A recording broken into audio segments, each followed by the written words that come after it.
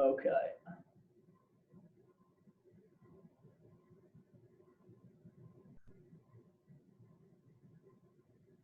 There we go. Let's go. Freddie, can you see that presentation up there? Sorry, you're the first one that came to into my view. Yeah. Yep. Okay, good deal. Perfect. So, talking about some historical aspects of the sport management industry. Okay, I know on that first class period, we kind of jumped more or less where the academic setting started for sports managers, but this chapter goes back a little bit further because there's some relevant information kind of leading into the build-up of some different things. Okay, so we're talking about sport in the US. Okay, there were a couple of really big developments that needed to happen in order for sport to really take off. Okay, some of these things can include growth of urban populations. Okay, obviously in the 1700s, okay, a lot of things needed to take place in order to build society and communities and cities. But now, okay, going through the 1800s, early 1900s, where we're picking up, okay, more or less all of those things are established. Okay, sport is starting to become popular. We have technology that's really helping that. Okay, we have railroads that are built and established, allowing travel from place to place.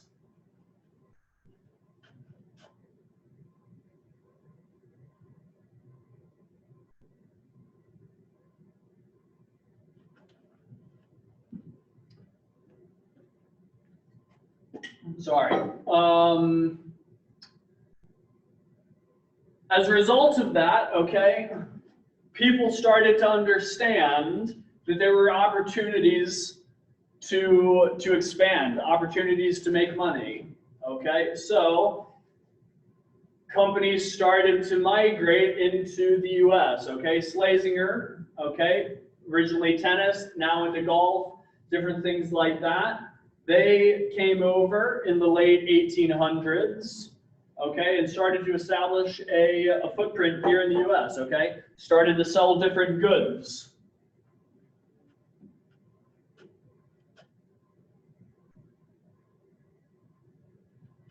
Okay, one of the earliest and probably most successful, okay, the Spalding brothers. Okay, you may have played with a football or soccer ball, other sporting goods that was produced by Spalding. Okay, I think they're into baseball as well now. But Mr. Spalding was originally, okay, he was a baseball pitcher. He played for the Chicago White Stockings, now the Chicago Cubs.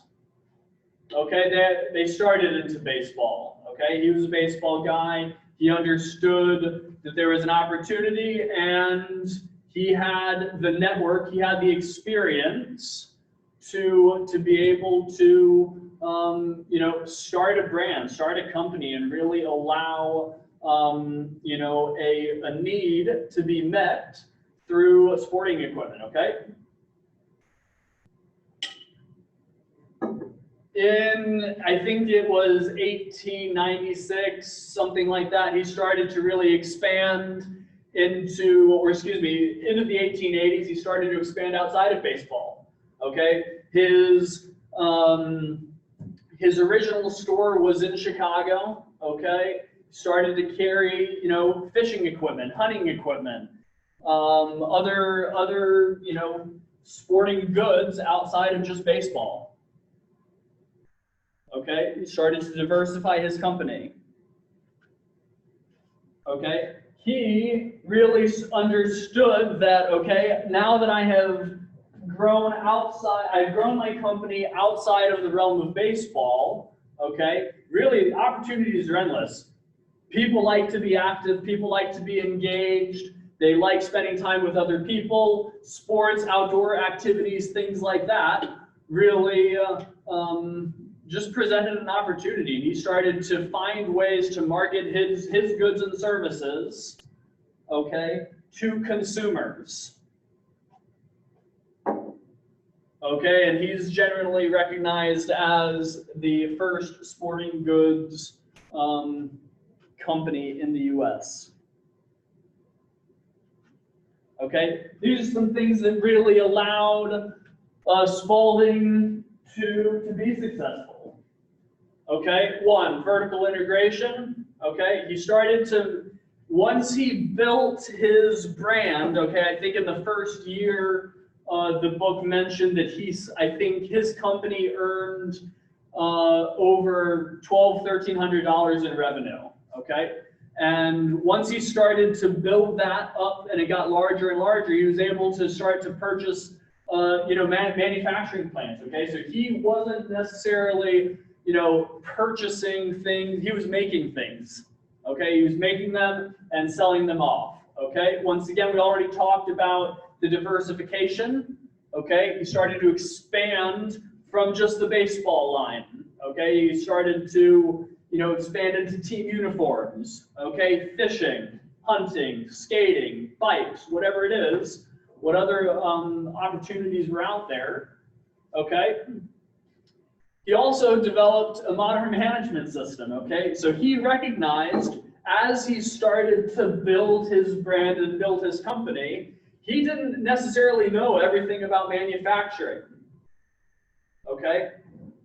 Didn't know everything, and that's fine. But he started to meet people and he started to build a network and build his employees who ultimately knew the ins and outs of owning a warehouse, producing goods, all of those things. Of course, once he started producing goods, he needed a space to be able to manage and hold his inventory. Okay, so he got into some other different types of warehouse properties. Okay, I think the book mentioned that he owned a couple warehouses out on the East Coast. Of course, here in the Midwest, since he was based out of Chicago, but he really started to expand. And he realized if he wanted to be really successful, okay, he was going to have to bring in other people that knew a lot more than he did, about some of these areas, okay? Shipping, of course. Once you have goods being produced and stored in a warehouse, if, a team from Boston, Massachusetts is like, hey, I want to order, baseball gloves, jerseys, bats, and whatever else, he's going to need to find a way to ship them there. Okay, so railroads, different things like that, and of course, opened up multiple store locations. Okay, now the very interesting part was kind of the marketing and promotional stuff that he worked his way into. Okay, within I believe it was the baseball organization. Okay, the baseball league at the time allowed him to produce and sell like the rule book, okay, of baseball, I believe. Okay, so if you're the company producing, the goods and services, and also you're able to, share the rules of the game, okay, that's pretty good because people are, buying the rule book, wanting to learn how to play. The people working in the stores and the salesmen, they know their entire product line. Okay, so that is very, very important. And then, of course, with his background, he was able to find, some different companies and different people to really endorse their products. All very important. So you can kind of see that within, being able to produce some of these goods and services, okay, you can really start to see how powerful his company was building into. Okay, going through kind of some other relevant topics. Around that same time, okay, kind of late 1890s, early 1900s, okay, watershed events are very large very large situations or events that kind of bookmark a specific industry. Okay, very quick example is like the invention of the cotton gin. Like that revolutionized, you know, the industry there when talking about production of, you know, materials that we use. But the bicycle was certainly one of these you know, market shattering events, because it was a very easy way to obviously get around. New products and new companies started to emerge, okay? When one person started a company selling bikes, of course, opportunity to make money was there. Other people wanted in on it, okay?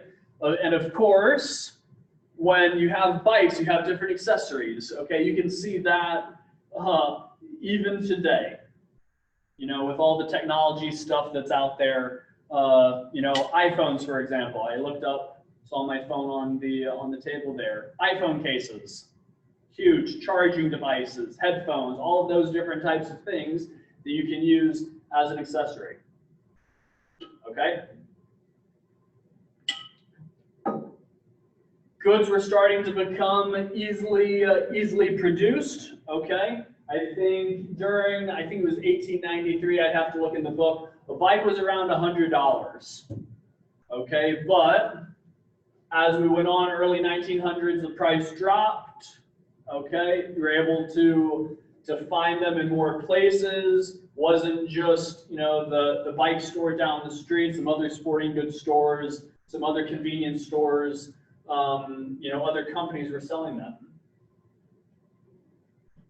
Manufacturing and sales, same thing, all kind of wrapped into one another. Okay.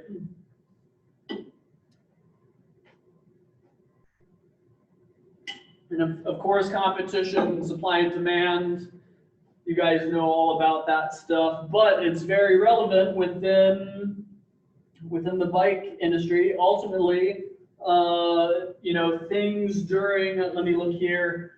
In 1891, there were over 300 companies that sold accessories and bikes. Of course, supply and demand. If there's a lot of things out there, prices went down.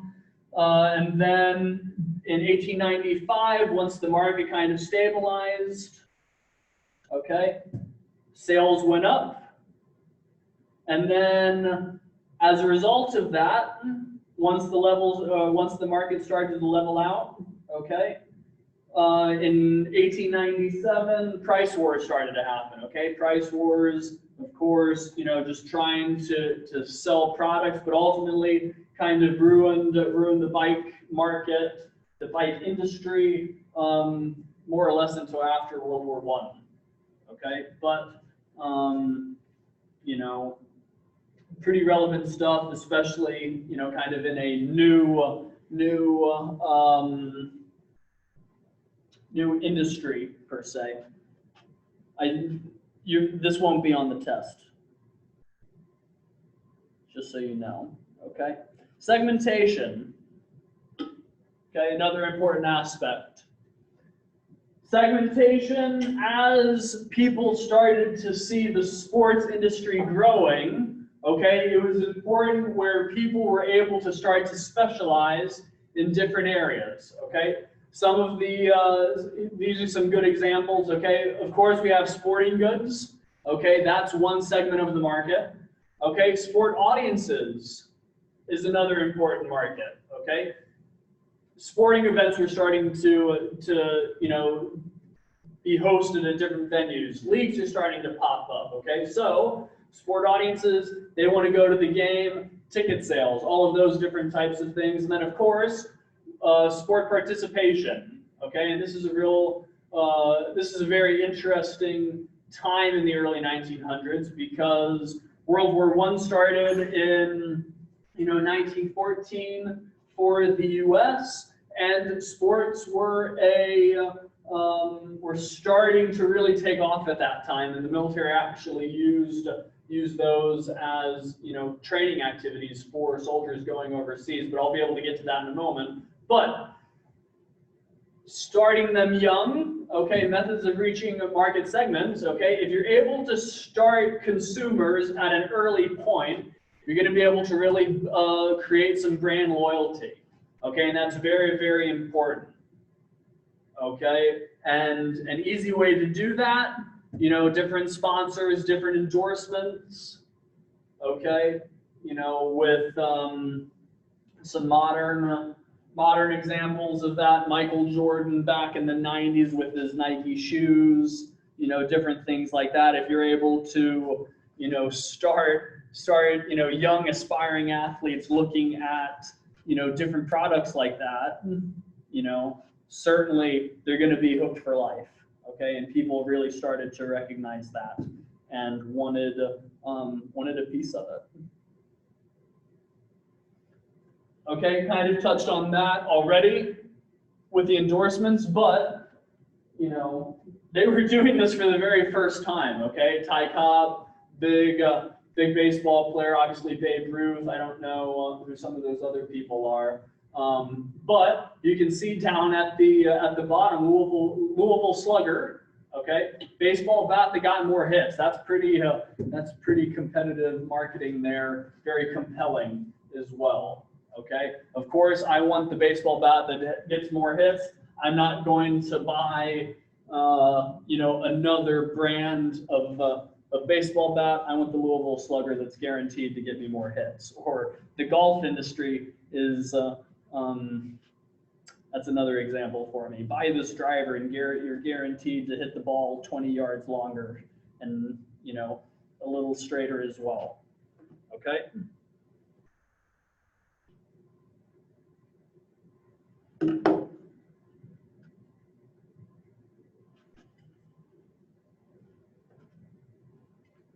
Progressing into kind of the World War I era, okay, I already touched on the military was using sport-related activities to train their soldiers, get them physically fit, get them ready to fight a war, okay? And then because the U.S. was in a war effort, okay, there was kind of an additional push on the home front of developing good citizens. We want to be good people, okay? And of course, sport is a great way to work with others, be disciplined, things like that, okay? So within kind of those couple different things, within those two items there, that really solidified sports as a part of, culture, okay? Once the war ended, early 1920s, okay, college sports really started to come about, started to be, a little more widespread. Okay, physical education programs in schools was confirmed in the early 1920s. Okay, you can see how deeply ingrained sport has become in society through some of these different challenges. Okay, fighting a war is a very powerful thing, okay, but started to use that, started to incorporate it from, kind of the military background, military training into everyday society for young people in schools. Once again, starting them young, and it's obviously grown and developed. Okay, because World War I ended, okay, obviously some increased availability for sporting goods because companies started to shift from wartime production, okay, creating ordnances, weapons, things of that nature, vehicles, trucks, artillery pieces, into other consumer goods for a non-wartime effort. Okay, the economy stabilized. Ultimately, it crashed later, and then, but this isn't a history class. You already know that, okay? But of course, going off of that second to last topic, because some of the manufacturers shut down wartime production, obviously an increased business competition. Okay? Moving right along here. Okay? As technology started to continue to develop, more and more things were allowing companies to broadcast, sporting events. Radio was incredibly popular, okay? Obviously, television came around, okay? All of these things were ways to ingrain sports even deeper and deeper into society. Okay, once we started to really have a deep love and passion for sports, okay, things were really started to develop where things started to become a spectacle. Okay, because they were starting to become spectacles, it attracted more and more and more followers. If people have a good experience, they're going to go home, they're going to tell their friends about it. Okay? All different things like that.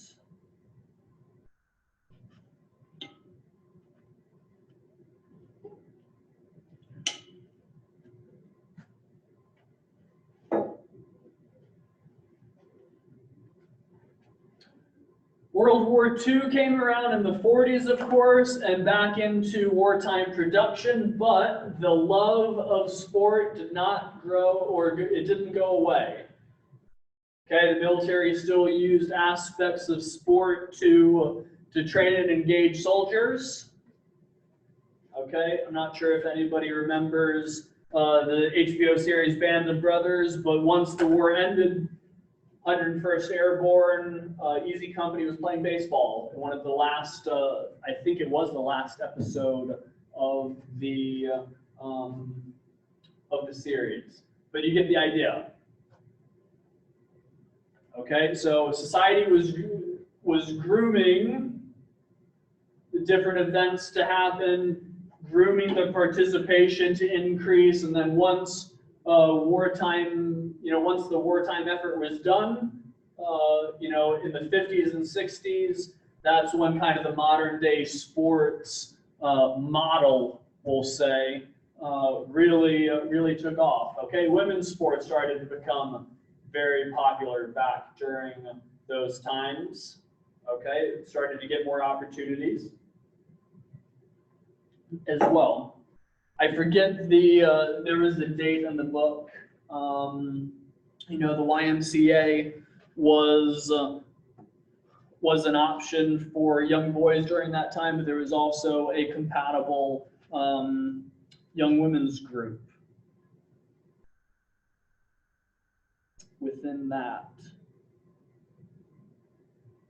Okay, of course, social media, we've already touched on that briefly. Okay. These are some incredible developments and will continue to be around for a very long time, but it always seems that companies and organizations are coming up with creative ways to continue to use these different types of platforms. And of course, I can almost guarantee you in the next 5-10 years, there's going to be, another list of companies that are going to be used to help market and produce sport-related content. Okay? And some review questions. I'm going to stop sharing my screen. Once again, pretty short chapter here, but some relevant information kind of to lay the groundwork for some of the other topics that we will discuss in the class. Okay, let me close out some of these things. So I have continued to upload some different things onto my Warburg. Okay, I have uploaded all of the lectures, presentations. Okay, I have, oh, give me 2 seconds here, sorry.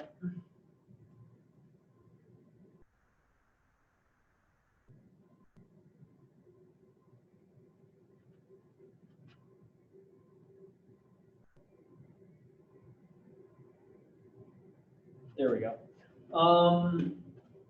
Uploaded the PowerPoint presentations. I will continue to obviously do this for what we just quickly went over the last 20-30 minutes. And format of the exam, okay, you may want to take some notes here. I have the exam right here, and I'm going to more or less read it off to you so you can do well, okay?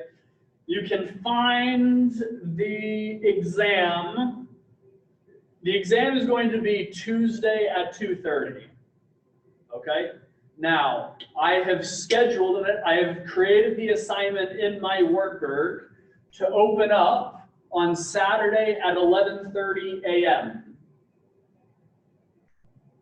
Okay, so that means you can knock it out on Saturday if you want. You can start it on Saturday, work on it on Sunday and Monday, and turn it in on Tuesday. Okay, I don't really care when you do it, just do it. Okay, there's no reason for anybody to miss this assignment because I have given you all the flexibility one would need. Okay.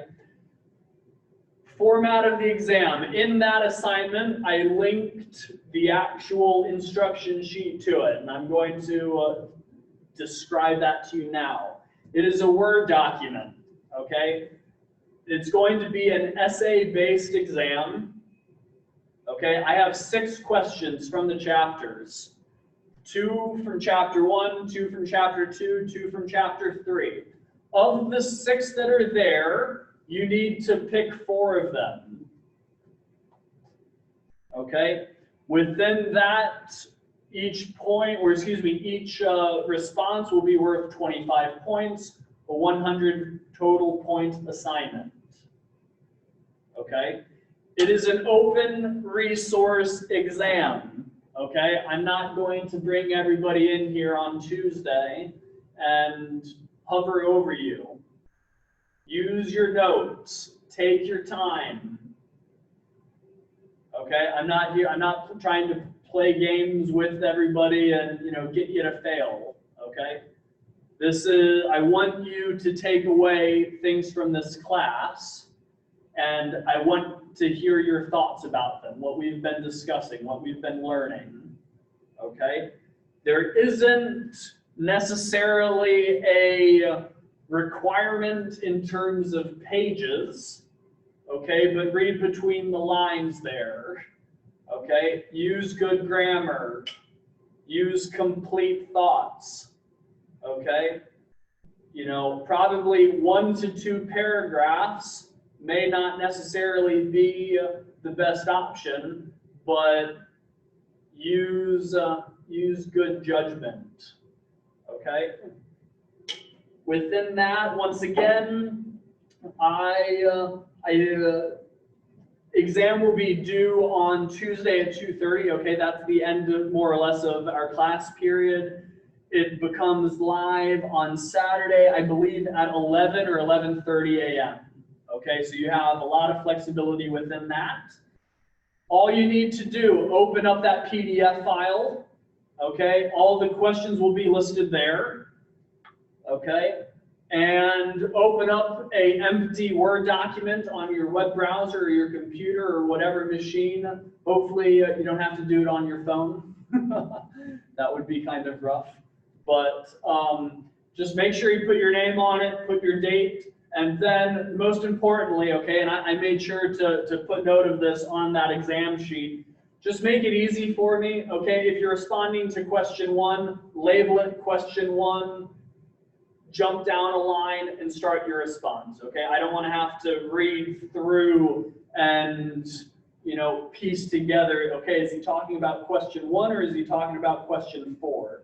Just make it easy for me, okay? Label it, do a good job. Once again, I don't need a 20-page thesis on it, but make sure you're going through and using your resources, okay? Rewatch the lectures if you want to. Hopefully those have been decent, review opportunities for you if you wanted to quickly breeze through those and listen. Okay. I really tried to kind of pick 2 topics that were significant in each of the chapters. Okay, those were the 6 questions I kind of came up with. But I think the biggest thing, I'm just excited to actually kind of hear your thoughts. What stood out to you? What were some of your big takeaways? Okay. Once again, I'm not trying to trip people up here. Okay.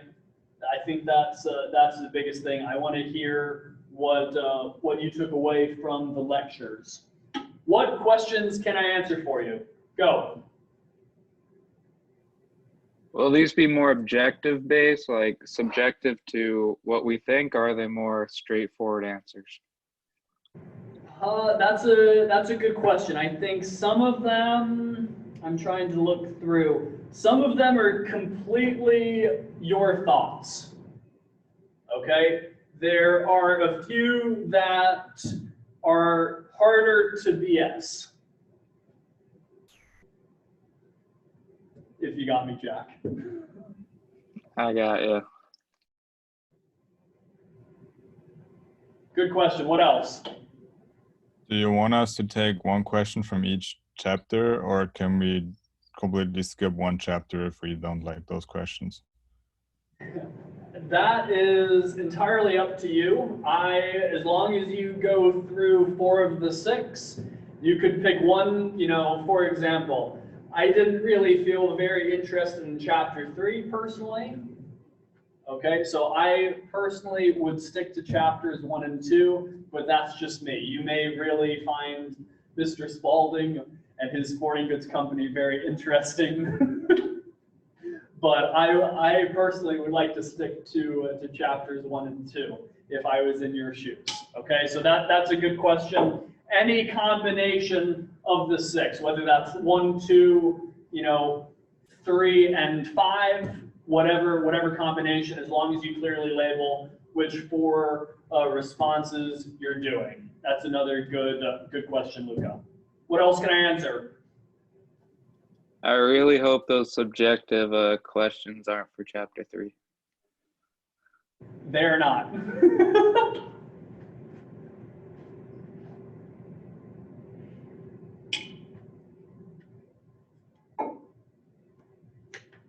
Overall, I think it is pretty easy. Chapters 1 and 2, especially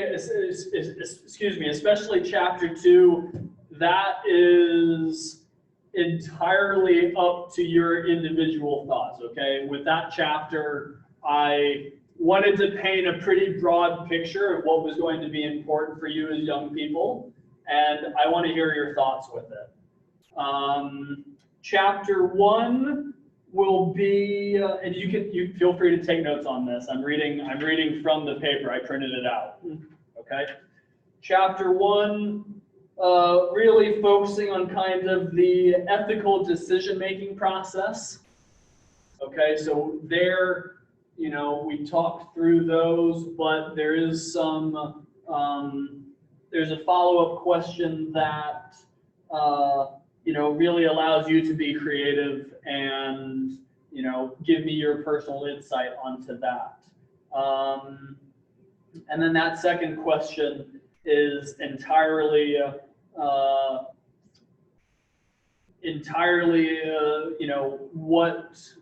actually, I'll just read you the questions. How's that? Okay. Question 1. What are the 5 guidelines for making an ethical decision, and why are these important for professionals? Pretty easy. Okay, question 2. What are some future challenges and opportunities in the sport industry? Okay, so some thought needs to go into that. Second chapter, what are important things to consider when making a decision, and what type of career you would like to pursue? So cover that in some of the breakout room discussions. Okay, you don't need to write word for word. This is going to be posted on Saturday. plenty of time before the exam, but just kind of get your wheels turning, okay? 4, when you're a young professional, what is important, why is it important to have a strong sense of professionalism? That was a breakout question today. So hopefully you took some good notes during that breakout portion of class. And then our favorite chapter 3 that we covered today, what factors led to Mr. Spalding's success in the sporting good industry? Kind of talked on some of those. That was pretty good. And then this last question is actually pretty easy. Why are endorsements effective? Not reinventing the wheel here, okay, but some thought-provoking stuff. What follow-up questions can I follow? This is pretty damn simple, okay? Anything else? Justin, any questions, Mr. Hurd? Nope. No questions. Good. George Schletty, any questions? No. Okay. You are free to go. I will stick around. If you have kind of an individual question, feel free to do that, but good luck on the exam. You'll just post those to my worker when you're done. That should be it. So have a good rest of your Thursday. Have a good weekend, and looking forward to reading some papers on Tuesday. And no class on Tuesday also. Correct. Yep. You just All right. turn it. So I'll send that in a follow-up email. I didn't say that. Good question. All right, sounds good. Have a good one. You too. I just thought, if we have any external sources, if we use any, how do you want us to cite them? Yeah, that's good, Daniel. You know, it's open resource. I even included that in my instructions. All right. Anything that you have, you're more than welcome to use. And how do you want it cited? APA or? I would prefer APA if you have some other references, like, outside the textbook or presentations. APA would be best. Okay, cool. Thank you. Are the YouTube videos and everything working okay? Yeah, it's working fine. No problem. I try to be here for class every day anyways. I'm a bit Yeah. tired today. I went for a 10K run earlier, so I'm a bit clobbered, but I have nothing to do during the day, so I have to figure out something to do. Yeah, of course. Exercise is a decent way to kill some time. Okay, well, yeah, I'm excited to hear your thoughts. Once again, any resources you have available, definitely feel free to use. And then no class on Tuesday, just submit your paper, and then we'll meet again on Thursday, okay? All right. Thank you very much. Have a good weekend. Yep, you got it. Have a good one.